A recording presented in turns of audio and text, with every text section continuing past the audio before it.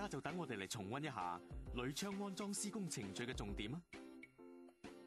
喺安裝鋁窗之前，承建商必須提供足夠同埋準確嘅平水墨線，必須與鋁窗判頭檢查安裝鋁窗嘅石屎窿位係唔係適合安裝鋁窗。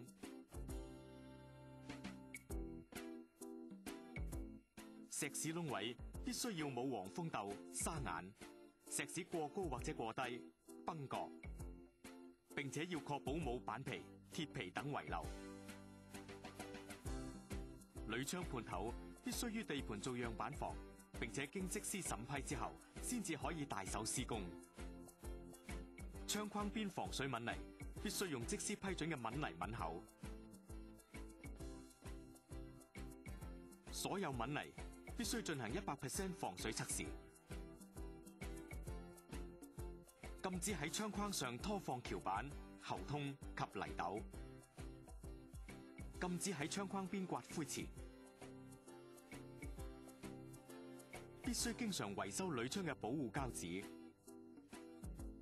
必須徹底清除窗框同埋瓦仔之間嘅英泥沙同埋污漬，之後先至可以進行支膠。所有支膠必須平滑暢順，冇窿、冇斷口同埋冇起泡。完成鋁窗玻璃安裝之後，必須進行100% 嘅試水測試。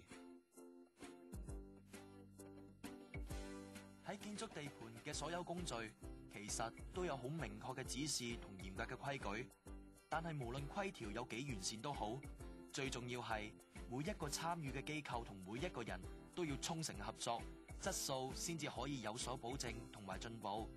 齊心合力，上下一心，提升住屋嘅質素。為人為己，提供一個理想嘅家居，係我哋建築業每一個人嘅份內事。